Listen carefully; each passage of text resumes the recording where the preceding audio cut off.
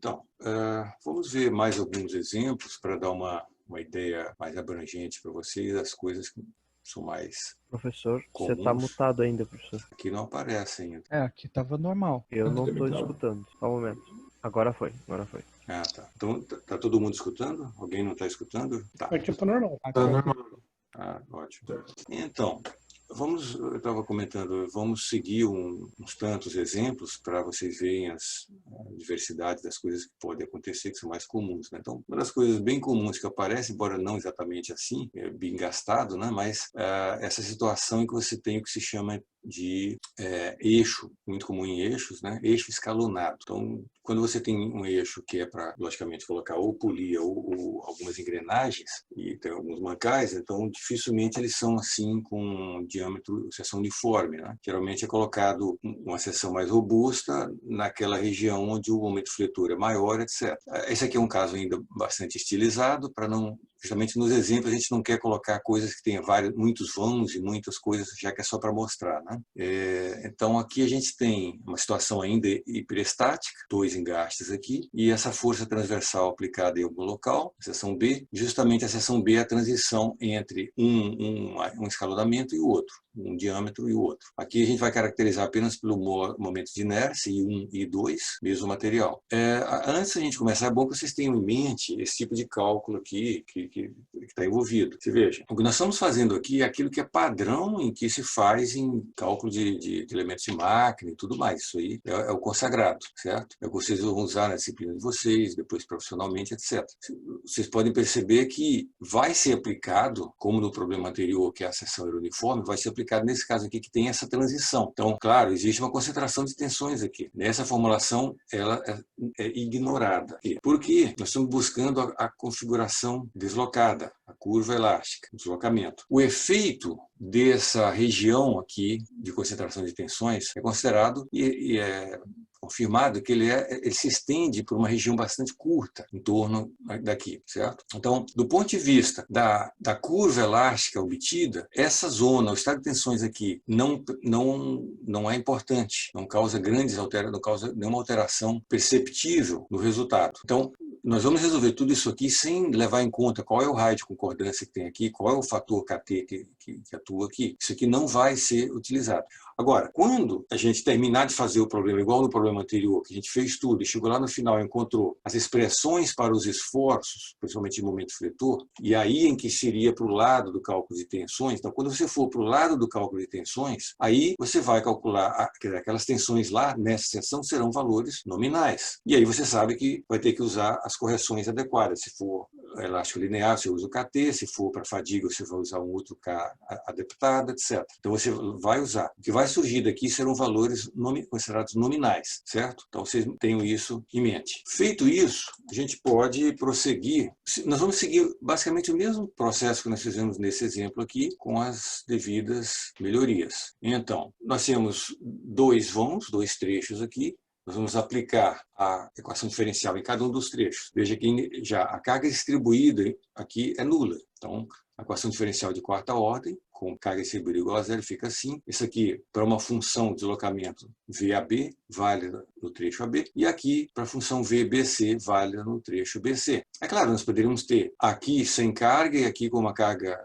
Agora, cada trecho, até certo ponto, é independente. E aí vem essa diferença aqui do lado esquerdo. Para o trecho AB, você tem a seção com módulo, com momento de inércia I1, e no trecho BC, e aqui eu estou vendo que seria I2, certo? Então, em cada um dos casos, nós vamos integrando, integra uma vez, uma constante, integra... Eu estou colocando esse númerozinho para indicar que são 3 derivadas, aqui 4 derivadas, lembro disso, né? 4, 3 derivadas aqui, C1, 2 derivadas, uma e o próprio deslocamento. Então, isso aqui para a função AB e a função BC. 4 constantes, outras 4, então um total de 8. Em seguida, vamos identificar as condições de contorno e compatibilidade. Então, primeiro o que é fácil, esse engaste aqui, o que a gente sabe dele? V e θ igual a zero. Então, o VAB em zero igual a zero. O outro apoio em C, engaste. Então, a função VBC em L igual a zero. Pronto. Esgotamos tudo que os 2 apoios poderiam nos fornecer. Lembrando, alguma coisa que eu não comentei, mas por que hiperestático? Basta contar as reações. 1, 2, 3, 4. E o problema é flexão plana, são apenas, nesse caso aqui, duas equações globais de equilíbrio. Então, tem dois graus de redundância aí. Então, tem duas reações extras, além do número de equações disponíveis, equações de estática. Continuando aqui, compatibilidade. Agora vamos ver nessa seção B aqui. Nós queremos, de novo, nós não queremos que fique permitido uma separação, quer dizer, o deslocamento tem que ser igual à esquerda e à direita. É o que está colocado aqui, VAB e VBC em x igual a tem que ser iguais. Então você tem essa igualdade aqui. Mesma coisa o θ, o ângulo de inclinação a gente quer que seja o mesmo. Então está aqui a outra igualdade. E aí vem a parte de forças e momentos. Observa, já que a gente não conhece o deslocamento, a gente conheceu só uma relação entre eles. Então, não é de se esperar que você conheça o conjugado do deslocamento, que é o quê? O cortante, né? Então, você não tem que conhecer o cortante à esquerda e à direita, mas você deve conhecer uma relação entre eles. O que tem a relação entre eles? Você vai obter fazendo um corte, método das seções, um corte à esquerda e à direita, isola essa regiãozinha, que é basicamente isso aqui. Aplica todas as forças. A única força externa conhecida é o ICF, e aqui tem os esforços, à esquerda e à direita. Então, você escreve as duas equações de equilíbrio, que são essas duas aqui. Então, aqui você vê que tem uma continuidade de momento, já que não há momento externo concentrado aqui, momento à esquerda e à direita são iguais. Então, você captura, por exemplo, daqui, olha, a equação de MAB é isso aqui. Então, está aqui, x igual a A. E em BC, aquilo lá, está colocado aqui. E para forças, você tem que a força à direita é igual à força, o cortante à direita é igual ao cortante à esquerda, mais a força externa. Então, fica dessa maneira aqui. Você escreve dessa forma. Pronto. E escrito isso, você agora tem 8 condições para encontrar as 8 constantes. Agora nós vamos aplicar isso nas equações que tem aqui disponíveis. Então, de novo, por exemplo, em VAB em x igual a 0, basta colocar 0 aqui, você vai encontrar C4 igual a 0. Para o θ, AB e 0, então pega dessa equação aqui, coloca θ igual a 0, C3 igual a 0. E depois vai fazendo o resto. Fase seguinte, nós vamos reordenar isso aqui em forma matricial. Como C3 e C4 eram 0, eu resolvi fazer aqui só a matriz das outras 6 constantes não nulas, né, para encurtar um pouco a história. Então, estão elas aqui. Aí, resolve. Para encurtar como eu estou fazendo de forma literal, as expressões iam ficar muito grandes e difíceis de serem lidas, né? Então, o que eu fiz foi, a partir desse ponto, eu arbitrei aqui que I1 igual a I2 igual a I, como se fosse uma viga de seção uniforme, apenas para colocar expressões que ficassem mais simples. Então, as constantes ficaram mais enxutas, assim, correto? Ficaram dessa maneira. E aí, a gente pode ir para a fase seguinte, que é substituir essas constantes nessas equações aqui. Então, por exemplo, para o trecho AB, substituindo aqui as 4 constantes, obtenho essa expressão aqui. Se eu substituir em BC, vou obter isso aqui. Se eu derivo 2 vezes isso, eu obtenho o momento, porque já o derivo, observou, eu derivo essa expressão, mas deveria coincidir, se tudo estiver certo, com o que eu obteria se eu pegasse essas constantes aqui e jogasse diretamente aqui, certo? Se eu pegar as constantes e jogar aqui, dá uma expressão para o momento. Mas se eu derivar isso aqui, tem que dar a mesma expressão. Então, está aqui a expressão do momento em AB, momento em BC. E também derivando os momentos, eu teria os cortantes, ou posso usar diretamente isso aqui. Esse cortante já é diretamente a constante C1 e o outro é a constante D1. Então, já os cortantes estão aqui, são constantes. Por quê? Porque são constantes? Porque a carga distribuída é nula. Chegado a isso, a gente vai para aquelas fases seguintes. Encontrar, já temos aqui os esforços. Aqui eu posso buscar, por exemplo, esforços nas extremidades ou os esforços máximos, que nem foi feito antes. Por exemplo, aqui, se eu quiser no engaste, basta aplicar x igual a 0 que eu vou ter esse valor aqui no engaste. Aí no outro engaste também, ali, teria o momento. E aí eu vou para a fase de encontrar reações. Uso aquele mesmo procedimento que a gente fez no exemplo anterior. Uso o método das seções, faço um corte aqui, diagrama de corpo livre, fica alguma coisa desse tipo. Aí tem o R, esse RY,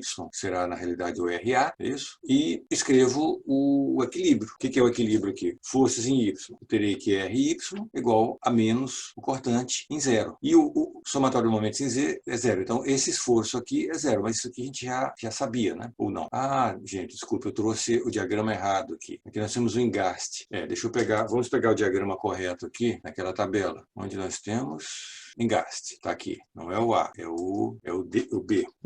Então, a gente, pelo equilíbrio, força e momento, a gente tem agora aqui o esforço tem que ser igual à reação de momento. Então, eu passo a ter 2 equações aqui. Como eu já achei esses esforços, cortante e o esforço em zero, que é o que a gente tinha aqui, ó, momento em zero é tanto, e o cortante em zero é esse valor aqui, porque isso aqui é uma constante no intervalo. Então eu tiro as duas reações em A, correto? Aqui eu fiz e deu isso aqui, RA e a reação de momento em A. Para a reação em C, a gente pode seguir o mesmo procedimento, obter essas reações a partir dos esforços aqui, ou por equilíbrio global, já que agora sobraram apenas duas reações incógnitas, de qualquer forma eu vou obter as duas reações faltantes, então tem as 4 reações aqui. Tá? Se eu colocar os valores numéricos do problema, aí eu tenho as constantes com esses valores aqui, e as equações da curva elástica vão ficar com essa cara aqui, equações dos momentos, do cortante, e aí os valores das 4 reações, e inclusive uma figurinha aqui que mostra esses diagramas todos. Né? Uma vista da curva elástica, isso aqui é para ser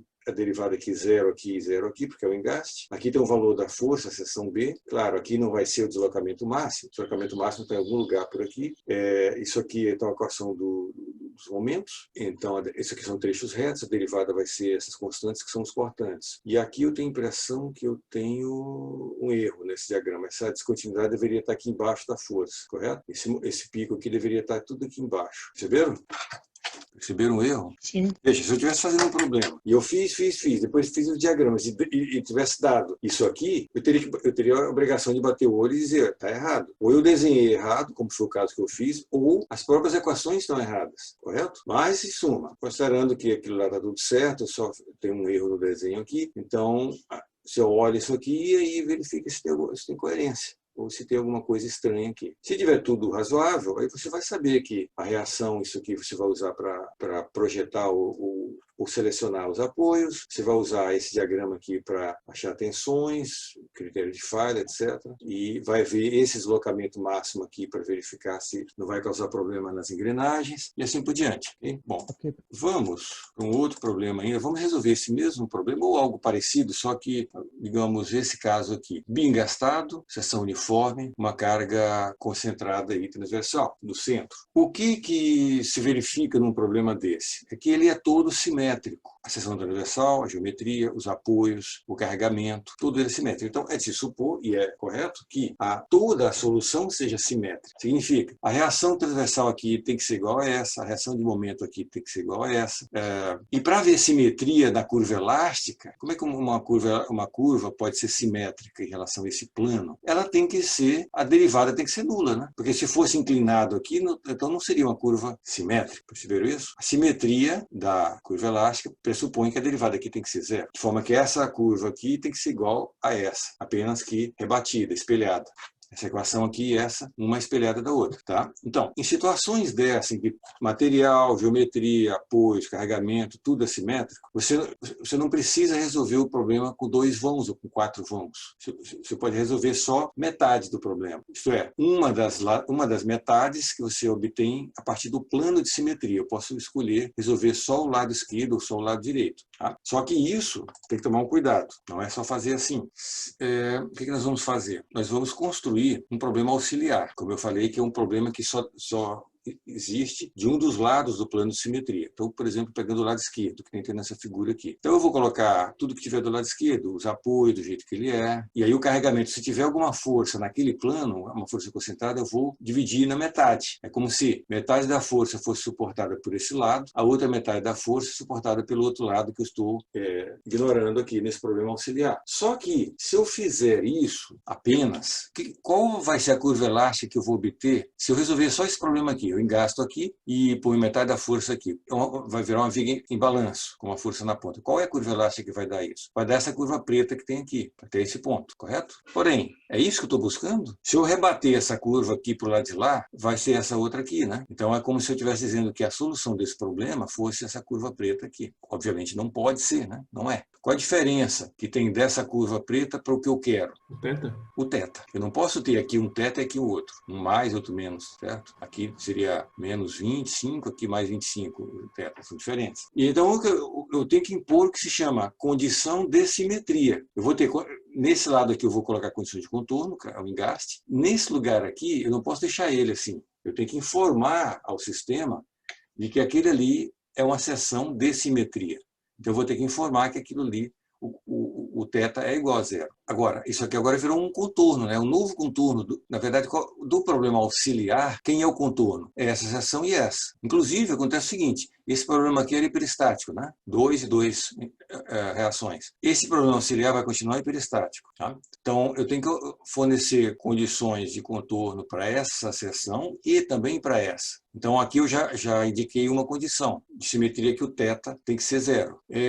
Mas só que eu preciso de mais alguma outra condição sobre o deslocamento, só que eu não sei falar nada sobre o deslocamento, né, nessa seção. Isso aqui faz parte da solução. Então, lembra daquele quadro geral que eu tinha colocado na aula passada? Se eu não sei nada sobre uma entidade cinemática, por exemplo, deslocamento, eu sou obrigado a saber sobre o conjugado dela, que é o cortante, que é a força. Da mesma forma, como aqui eu soube a informação sobre a entidade cinemática do θ, eu soube que o θ tem que ser zero, eu não sou obrigado a saber qual é o momento. O momento faz parte vai ter o caráter de uma reação ali. Porém, o deslocamento eu não sei, eu sou obrigado a saber alguma coisa sobre o cortante. Então, o cortante aqui, se eu faço um corte à esquerda de B, eu faço um diagrama de corpo livre daquele lado ali, eu tenho que saber que, por equilíbrio, esse cortante à esquerda tem que ser igual a menos F sobre 2. Então, isso aqui é a minha quarta condição de compatibilidade. É a segunda condição de simetria, certo? Feito isso. Então, eu tenho esse conjunto aqui, olha só. Duas condições de contorno em A, deslocamento e o θ igual a zero, e duas condições de simetria em B, θ igual a zero e o cortante igual a isso aqui, que é conhecido. Pronto, já estou pronto agora para ir resolver o problema. Você veja, eu poderia ter mais apoios aqui, poderia ter outro apoio aqui, outro ali, só que se tiver um apoio aqui, teria que ter um outro igual ali, na mesma posição, certo? Posso ter vários apoios à esquerda e à direita, mas tudo tem que ser simétrico. Poderia ter mais uma força aqui, mas aí deveria ter uma outra ali também, na mesma posição, com o mesmo valor. Tudo tem que ser simétrico. Poderia ter uma carga distribuída aqui, teria que ser igual ali, simetricamente. Mas continuando, vamos resolver agora um problema corriqueiro hiperestático, de um problema que só tem um vão em vez de dois. Pego a equação de quarta ordem, a carga distribuída é nula, integro 4 vezes, vou ter isso aqui, e aplico as 4 condições de simetria. Isto é, deslocamento em x igual a 0, 0, C4, 0. Θ em 0 é 0, então C3 é 0. Aí vem, esse θ agora em x igual a A é 0. Então vai virar isso. E o V, deslocamento, em x igual a A, aliás, o cortante está aqui. Inclusive é uma constante. Já sei, vai dar isso aqui. Pronto. Resolvendo, eu tenho as 4 constantes. Basicamente, só essas duas aqui são não nulas. E aí agora nós estamos seguindo um procedimento meio que padrão. Pegamos essas constantes, levamos de volta para lá e vamos ter a curva elástica aqui. E se eu derivar duas vezes, eu vou ter o momento. E se eu derivar mais uma vez, eu vou ter menos o cortante. Ou eu pego aqui o cortante, que é a própria constante C1, tá ela aqui. E aí depois eu posso ir para a fase seguinte, que seria as reações. Eu não fiz aqui, mas eu espero que vocês consigam completar esse exemplo, achar as reações. Se você quiser explicitamente a equação no trecho BC, que nós não resolvemos, né? A gente sabe que a simétrica é essa. Então, o que acontece? Se você pegar nessa equação aqui, todas essas equações, substituir x por 2a menos x, lembra, 2a é o comprimento total. Então, se eu tiver um x bem aqui, que é essa distância daqui para cá. Esse deslocamento, por exemplo, aqui, tem que ser igual na mesma posição simétrica ali, onde essa distância seja x também. Mas essa distância daqui para cá vai ser 2a menos x. Então, eu vou ter essa expressão aqui, que deve ser igual em x igual a A, certo? Então, é isso. Por hoje, nós podemos encerrar. Vimos bastante coisa.